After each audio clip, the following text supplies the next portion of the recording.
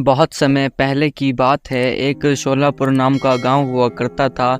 उसमें एक चंदर नाम का किसान रहा करता था और साथ ही उसका बेटा भी रहा करता था। उसकी बीवी की कुछ समय पहले मृत्यु हो चुकी थी। वह बहुत ही ज़्यादा मेहनती था और गरीब भी था, जिस कारण उसे मेहनत करनी पड़ती थी। उसके पास एक छोटा सा खेत भी था जिसमें वह मेहनत करता और फसल काटा करता था। एक दिन की बात है, वह अपने खेत से काम करके घर आया और अचानक उसकी तबीयत खराब होने लगी। तो उसका बेटा उससे बोलता है, क्या हुआ पिताजी, क्या हुआ? तुम इतने परेशान क्यों लग रहे हो? कुछ नहीं बेटे, बस थोड़ी सी तबीयत खराब हो रही है। तबीयत खराब हो रही है तो चलो दवाई लेकर आते हैं।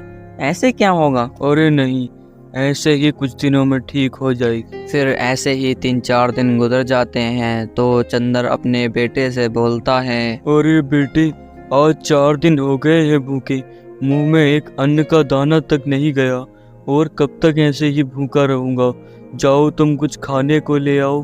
ठीक है पिताजी, मैं अभी जाता हूँ, देखता हूँ कहीं कुछ खाने को अगर मिल जाए तो मैं लेकर आता हूँ। फिर उसका बेटा खाने के लिए कुछ ढूंढने निकल जाता है। कुछ दूर आगे चलते ही उसे एक बाग दिखाई देता है जिसमें खूब सारे सेब लगे होते हैं। तो उन्हें देखकर वह बोलता है, ये तो बहुत अच्छे फल लग रहे हैं, मैं क्यों ना कुछ फल इन्हीं में से ले लूं। इससे मेरा भी पेट भर जाएगा और मेरे पिताजी का भी पेट भर जाएगा।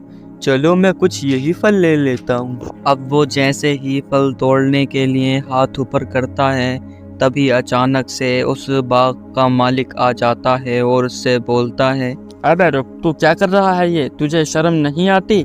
एक बाग में चोरी करते हुए, तू इतना समझदार होते हुए भी चोरी करता है।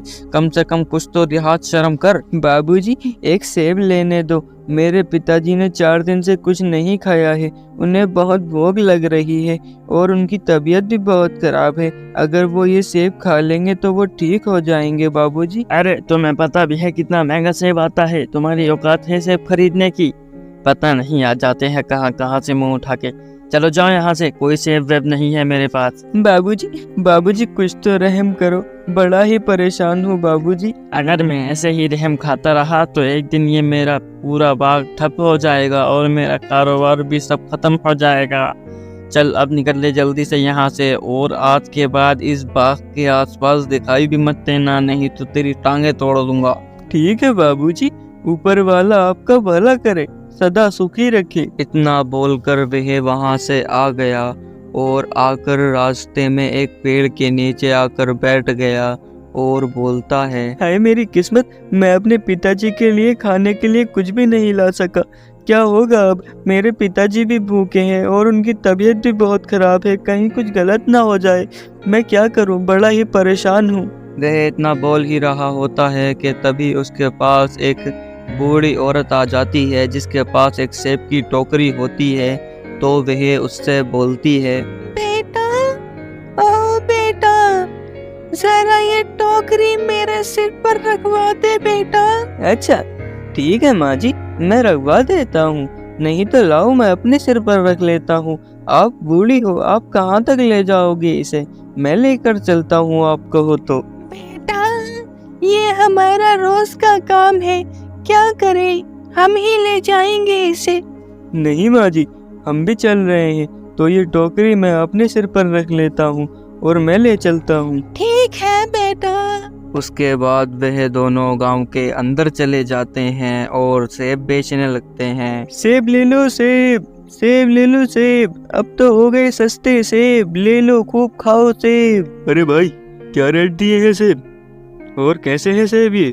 10 रुपए किलो दिए हैं साहब, ले लो, बहुत मीठे सेब हैं, खाकर मजा आ जाएगा। अच्छा चल ना, 1 किलो सेब दे दे फिर वो सारे सेब बेचकर उस बूढ़ी दादी के घर आ जाते हैं और आकर वह बोलता है, लो अम्मा, आ गए तुम्हारे घर, अब तुम रुको और मैं जाता हूँ। रुक जा बेटा, रुक जा, मेरी बात तो सुन। हाँ माँ जी, कहिए, बताइए क्या हुआ? बेटा, ये 2 सेब तू अपने घर को ले जा बेटा, एक सेब तू खा लेना और एक अपने पिताजी को खिला देना। अच्छा लाओ माँ जी। वैसे भी मेरे पिताजी को बहुत तेज भूख लगी थी और उनकी तबीयत भी खराब हो रही थी और मुझे भी बहुत तेज भूख लगी थी। और अगर आगे से कभी तुम्हें कोई काम की ज़रूरत हो तो मुझे बता देना, मैं कर दूंगा। अच्छा ठीक है, अब तुम जाओ। और फिर वो सेब लेकर अपने घर आ जाता है। एक सेब अपने पिताजी को देता है और एक खुद खाता है। दोनों सेब खा लेते हैं तो बाद में उसके जो बीज होते हैं वह अपने घर के आगे वह डाल देता है। और 15-20 दिन गुजरने के बाद वह देखता है कि उसके घर के आगे एक बहुत ही बड़ा सेब का पेड़ खड़ा होता है। अरे ये इतना बड़ा सेब का पेड़ यहाँ कैसे आया? अरे हाँ, हमने यहाँ सेब के बीज डाले थे, ये उसी बीज से पेड़ हुआ है। फिर तभी खेत पे से चंदर आता है और वह भी देखता है। अरे ये इतना बड़ा सेब का पेड़ यहाँ कैसे? क्या तुम्हें कुछ पता है इस बारे में? हाँ पिताजी, वो जो हम तुमने सेब खाए थे ना, उसके जो बीज थे वो मैंने यहाँ डाल दिए थे, उसी से ये पेड़ होकर आया है। अच्छा, लेकिन यह इतनी जल्दी इतना बड़ा कैसे हो गया?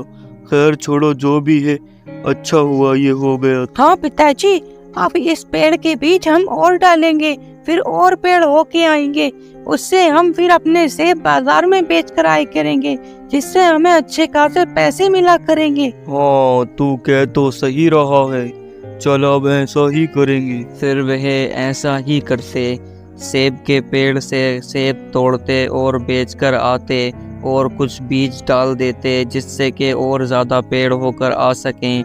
अब तो उनका काम बहुत ही अच्छा चल रहा था। उन्होंने अपना घर भी दूसरा ले लिया था जो कि बहुत ही ज़्यादा सुंदर था।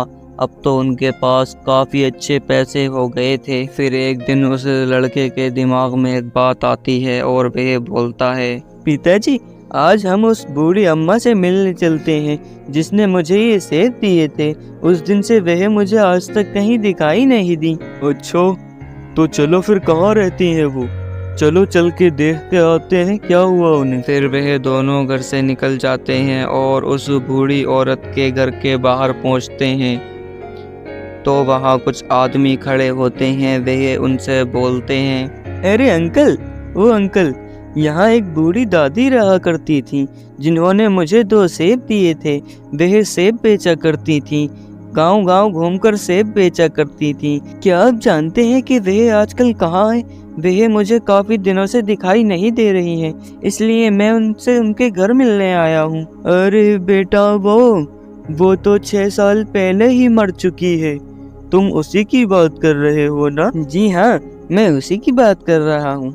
चलो कोई बात नहीं, वो ख़त्म हो गई तो। फिर वह वापस आ जाते हैं और वह समझ जाते हैं कि हो ना हो ये जादुई सेब थे जिनसे ये पेड़ हुआ है और इस पर रोज़ नए फल उगाते हैं। हम जितने तोड़ते हैं फिर दोबारा हो जाते हैं। हो ना हो ये एक जादुई सेब का पेड़ है। फिर उन दोनों की ज़िंदगी बहुत ही खुशहाल गुजरने लगती है। सो गाइस, अगर वीडियो पसंद आई हो तो वीडियो को लाइक और चैनल को सब्सक्राइब ज़रूर कर दें। यार आप नहीं करते हो, बहुत मेहनत लगती है वीडियो बनाने में, तो प्लीज़